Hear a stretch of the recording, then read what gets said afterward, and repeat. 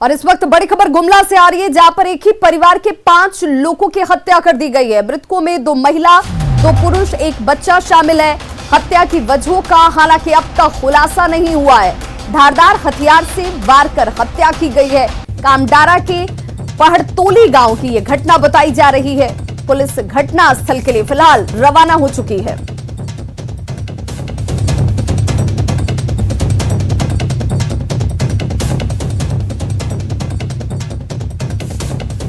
तो 5 लोगों की हत्या की वजह से देखिए सनसनी इस वक्त गुमला में फैल गई है। धारदार हथियार से हत्या करने की बात सामने आ रही है। कामडारा के पहड़तोली गांव की यह घटना है और सहयोगी सुशील कुमार सिंह हमारे साथ इस वक्त ज्यादा जानकारी के साथ गुमला से फोन लाइन पर जुड़ गए हैं। सुशील, इस पूरे घटना के पीछे की वजह क्या सामने आ रही है? जी हम आपको स्पष्ट बता दूं कि घटना का जो तरीका है वो स्पष्ट दर्शा रहा है कि कहीं ना कहीं कोई आपसी और पारिवारिक विवाद रहा होगा, जिसके कारण घटना को अंजाम दिया गया है। क्योंकि घटना में पूरे परिवार को कहीं ना कहीं मार के मौत के घाट उतारा गया है, जिसमें पति पत्नी, उनके बहू बेटे और उनका एक बच्चा शामिल है। तो इस घटना के जिस तरह से लाश जो बरामद हुई है वो अलग अलग स्थानों पर, घर में ही अलग अलग स्थानों पर हुआ और अहले सुबह इस घटना को अंजाम दिया गया है। ये घटना के बारे में बताया जा रहा है। घटना लगभग 4-5 बजे सुबह की है और ये जो गांव है घने जंगलों के बीच में ये गांव है और ये गांव सिमडेगा और जो गुमला और खूंटी का जो बॉर्डर है वो इलाका है। पहाड़टोली आमटोली गांव है जहां पर ये घटना हुआ है। उसका घटना की सूचना जैसे ही मिली तो जिला से जो एसपी है, एसपी अगर वो खुद निकल चुके हैं और घटना पर पुलिस पदाधिकारी पहुंच चुके हैं। लेकिन घटना चूंकि इतना निस्संग घटना घटी है, उसका पुलिस पदाधिकारी भी कहीं ना कहीं इस घटना का जल्दी खुलासा हो सके, इसलिए वहां पर डॉग स्क्वाड को बुलाया जा रहा है ताकि वहां से कुछ सुराग मिल सके। क्योंकि जो घटना घटी है उसमें कोई कारण नहीं बनता है। पारिवारिक स्टेटस को देखकर आप समझ सकते हैं कि इस परिवार का कोई बहुत बड़ा विवाद नहीं हो सकता है। लेकिन यहाँ पर जो फर्स्ट दृष्टिया में जो पुलिस के पदाधिकारियों का कहना है कि कहीं ना कहीं आपसी विवाद, पारिवारिक विवाद रहा होगा, उस कारण से घटना को अंजाम दिया गया होगा। तो तमाम बातों को कहीं ना कहीं परत दर परत छानबीन की जा रही है। लेकिन निश्चित रूप से इस घटना ने कहीं ना कहीं इलाके में एक भय का माहौल बना दिया है क्योंकि इस तरह की घटनाएं घटने से आसपास के लोग भयभीत हो जाते हैं। कोई कुछ बोलने को तैयार नहीं है क्योंकि आसपास के लोग हैं, उनसे भी हम लोग बात करने का प्रयास कर रहे हैं। खबर पर नजर बनाए रखिए, आगे भी अपडेट लेंगे। फिलहाल तमाम जानकारी के लिए बहुत बहुत शुक्रिया। क्या झारखंड में स्वास्थ्य विभाग अपनी अंतिम सांसें गिन रहा है? ये हम नहीं कह रहे, बल्कि सरकारी दावों के विपरीत जो तस्वीर सामने आ रही है उससे इन बातों की पुष्टि होती है। आपके सामने 2 तस्वीरें हैं। पहली तस्वीर जामताड़ा की है, जहां शव के पोस्टमार्टम के लिए परिजनों को 38 घंटे का इंतजार करना पड़ता है। अंदाजा लगाइए कि ये वो लचर व्यवस्था है। वहीं दूसरी तस्वीर गोड्डा की है, जहां गर्भवती महिलाओं को आयरन की एक्सपायर्ड दवाई या यूं कहें कि एक्सपायर्ड गोलियां दे दी गई। खास बात यह कि इसके डिब्बे और दवा दोनों पर अलग अलग एक्सपायरी डेट अंकित किए गए थे। दोनों ही मामलों का जब न्यूज 18 ने खुलासा किया तो जिले के स्वास्थ्य विभाग के अधिकारी अब सफाई देने में जुट गए हैं। लेकिन सवाल बड़ा यही है कि क्या केवल सफाई दे देने से ही स्वास्थ्य विभाग के दामन पर लगे दाग मिट जाएंगे? तैयारी में करके हम क्या मेरा नाइट में ड्यूटी थी। और अब बात करते हैं जामताड़ा की, जहां पर न्यूज 18 की खबर का बड़ा असर हुआ है। राजूपाल के शव का 38 घंटे के बाद पोस्टमार्टम किया गया, जिसके लिए मृतक के परिजन काफी परेशान नजर आए। वहीं इस पूरे मामले में जामताड़ा प्रशासन भी संवेदनहीन नजर आ रहा है। हालांकि पोस्टमार्टम में देरी पर स्वास्थ्य विभाग की ओर से सफाई आ चुकी है और संयुक्त सचिव के दौरे को देरी की वजह बताया गया है। तो राजूपाल के शव का 38 घंटे के बाद पोस्टमार्टम कराया जाता है, वो भी न्यूज 18 के संज्ञान में लाने के बाद। पूरे मामले में संवेदनहीनता जो है वो प्रशासन की, जामताड़ा प्रशासन की साफ नजर आ रही है। तो संयुक्त सचिव के दौरे को इस पूरे देरी के पीछे वजह बताई जा रही है। लेकिन सवाल ये कि क्या संयुक्त सचिव का अगर दौरा होगा, क्या मुख्यमंत्री का दौरा होगा या फिर किसी भी माननीय का दौरा होगा, तो आम जनता की जान की परवाह नहीं की जाएगी? अस्पताल में पहुंचकर क्या उन्हें इलाज मुयस्सर नहीं होगा? और ऐसे में सवाल ये कि पोस्टमार्टम के लिए 38 घंटे का इंतजार आखिर क्यों करना पड़ा? परिजनों की परेशानी के लिए जिम्मेदार कौन होंगे? क्या उनकी जिम्मेदारी तय की जाएगी? संयुक्त सचिव का दौरा होगा तो क्या काम करना छोड़ दिया जाएगा? आम लोगों को इलाज नहीं मिलेगा? जामताड़ा में न्यूज 18 की खबर का बड़ा असर, जिसके बाद सफाई जरूर सामने आ गई है। 38 घंटे के बाद पोस्टमार्टम होता है। देखिए, परिजन जिन्होंने अपनों को खो दिया, उसके बाद दुखों का पहाड़ उनके ऊपर टूटा हुआ, लेकिन पोस्टमार्टम करने के लिए भी उन्हें 38 घंटे का इंतजार करना पड़ता है।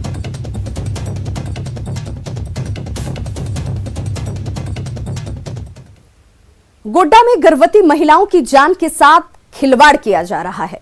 यहां कुरमन गांव में 20 दिसंबर 2020 को गर्भवती महिलाओं को फॉलिक एसिड की दवा दी गई थी। गोड्डा में गर्भवती महिलाओं की जान के साथ किस कदर खिलवाड़ किया जा रहा है, देखिए। कुरमन गांव जिसका जिक्र हम कर रहे हैं, दवाइयां आपके सामने है टीवी स्क्रीन पर, जिसमें एक्सपायर्ड दवाइयां, फॉलिक एसिड की एक्सपायर्ड दवाइयां महिलाओं को दे दी जाती हैं, वो भी गर्भवती महिलाओं को। साथ ही एएनएम की ओर से इसे बच्चे की डिलीवरी तक लेने की नसीहत भी दी गई थी। लेकिन जब महिलाओं ने दवा ली तो उनके पेट में तेज दर्द शुरू हो जाता है। गौर से जब दवा की जांच की गई तो एक बड़े गड़बड़ झाले का खुलासा सामने आ गया। दरअसल दवा के डिब्बे पर अगस्त 2021 की एक्सपायरी डेट मेंशन की गई है, लेकिन डिब्बे के भीतर जो दवा है उस दवा पर जनवरी 2021 की तारीख अंकित है, यानी कि ये दवाइयां जो हैं वो एक्सपायर हो चुकी हैं।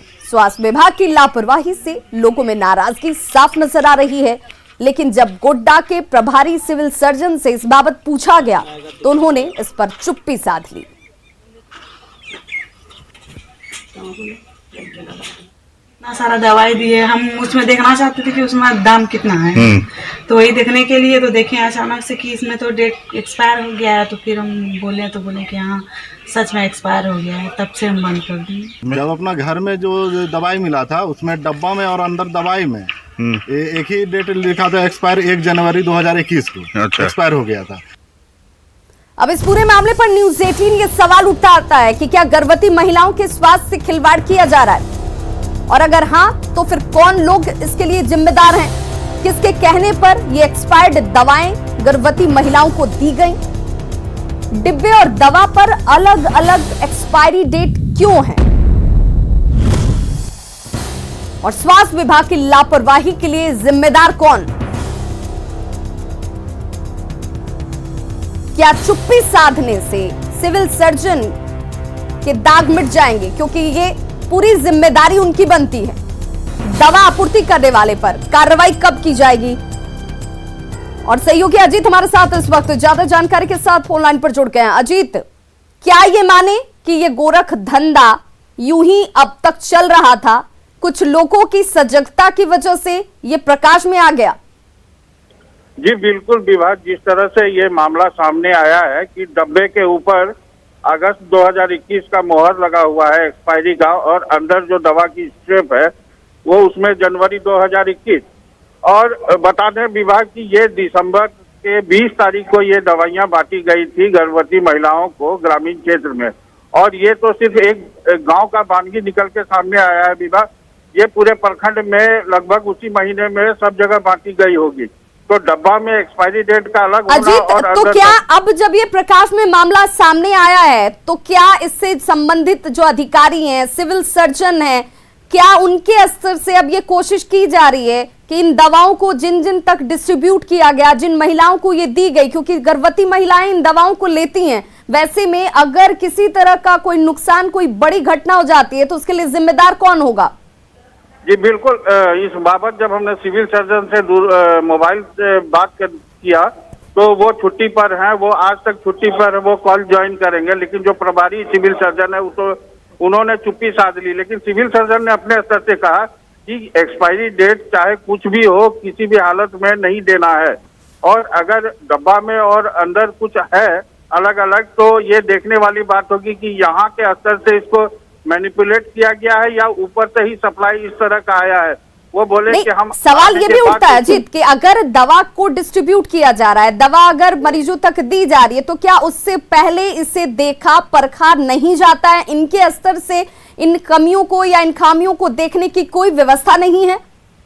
जी बिल्कुल, ये तो देखने वाली बात है। ये तो सरासर लापरवाही का मामला सामने आता है विभाग कि कम से कम दवा की एक्सपायरी डेट देखनी है, और खासकर जब ये गर्भवती महिलाओं को दिया जा रहा है जिसमें जच्चा और बच्चा दोनों को खतरा हो सकता है, इस पर इतनी बड़ी लापरवाही ये समझ से परे है। लेकिन ये दवाइयां दी जा रही है वो भी उन ग्रामीण क्षेत्रों में जहां अधिकांश महिलाएं जो है वो अनपढ़ अशिक्षित होती हैं, जिनको और इसीलिए ये विषय बहुत ज्यादा गंभीर हो जाता है, जहां पर जिन महिलाओं को अगर पढ़ना लिखना नहीं आता है, अगर वो इन दवाओं का सेवन करती हैं और जच्चा और बच्चा को किसी तरह का नुकसान होता है तो उसके लिए जिम्मेदार कौन, और उस घटना को होने से पहले रोकने के लिए क्या इंतजाम है, ये भी देखना बेहद जरूरी। बहुत बहुत शुक्रिया अजीत इस तमाम जानकारी के लिए। दुमका से बड़ी खबर, जहां पर जज कॉलोनी की सुरक्षा में बड़ी चूक सामने आई है। कुल्हाड़ी के साथ कॉलोनी में एक युवक घुस गया है। सूचना पर डीएसपी टाउन फिलहाल मौके पर पहुंचे हुए हैं। कड़ी मशक्कत के बाद इस आरोपी युवक को हिरासत में लिया गया। कुल्हाड़ी जब्त कर फिलहाल इस युवक से पूछताछ की जा रही है। डीएसपी टाउन फिलहाल घटनास्थल पर मौजूद हैं और इस शख्स से पूछताछ की जा रही है कि आखिर कुल्हाड़ी के साथ इस तरीके से घूमने के पीछे वजह क्या रही।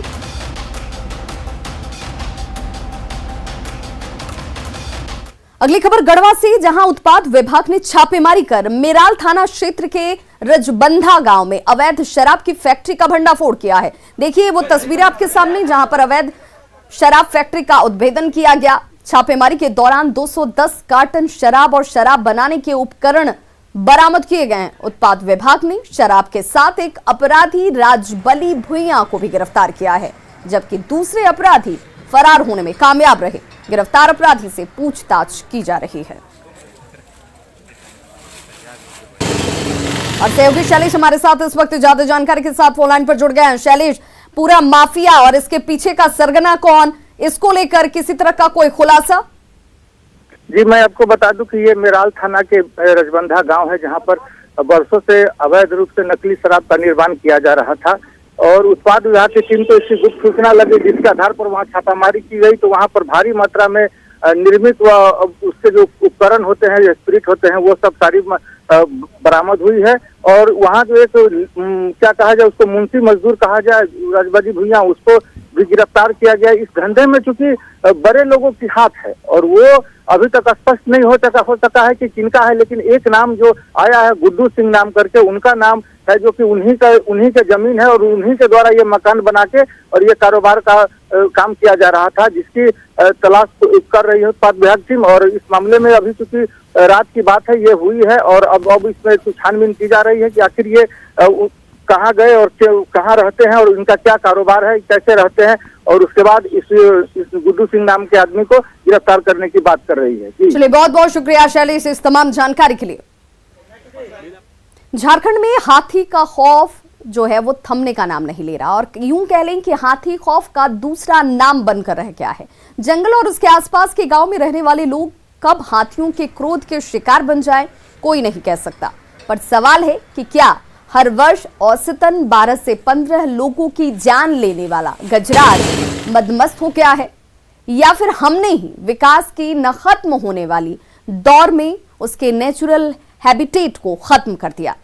पर्यावरणविद की माने तो कम होते जंगल, पानी की कमी और विकास की अंधी दौड़ ने हाथियों के जीवन को प्रभावित किया। वहीं वन विभाग की ओर से हाथियों को जंगल में ही रोकने के लिए कई उपाय किए जा रहे हैं, ताकि उनके लिए जंगल में ही भोजन और पानी का इंतजाम हो सके और जान माल का कम से कम नुकसान हो। बड़ा वजह तो यह कि जंगल कम हो गया, जो उसका आवास है वो छोटा हो गया है और जिसके चलते वो शहर की तरफ आ रहे हैं, चाहे गांव पर हमला कर रहे हैं। जैसे अभी लापुंग में हमने देखा, बेड़ो में देखा, उसी तरीके का सोनाहातू में देख रहे हैं कि जहां पर हाथी जो है घर तोड़ के अनाज और उसी घर पर हमला कर रहे हैं जहां अनाज है। तो कहीं न कहीं कारण भूख है, जो आदमी का भी वही है, जानवर भी वही है। तो वो भूख के पीछे आ रहा है क्योंकि हमने उसका आवास छीना, वो उसने मेरा नहीं छीना है, तो हमसे भोजन लेने आ रहा है। पानी की कमी हो रही है। इस तरीके से जो डेवलपमेंटल प्रोजेक्ट्स हैं या जो हैबिटेट फ्रेगमेंटेशन हुआ उनकी वजह से जो एग्रीकल्चरल प्रैक्टिसेस है हम लोग की, उसके बाद से कम्बिनेशन ऑफ रीजंस हैं जिसके वजह से मैन और एनिमल कॉन्फ्लिक्ट बढ़ता है। मिटिगेट करने के बहुत सारे तरीके हो सकते हैं। एक तो ये है कि जो हम लोग के हैबिटेट इनरिचमेंट के जो स्कीम्स हैं, आपके soil and water conservation measures हैं, उनको हम लोग सीरियसली इम्प्लीमेंट करें। कहाँ कहाँ पर हाथी का प्रेजेंस है, कहाँ पर उसकी फूड रिक्वायरमेंट्स है, बैम्बू का प्लांटेशन उस एरिया में करें।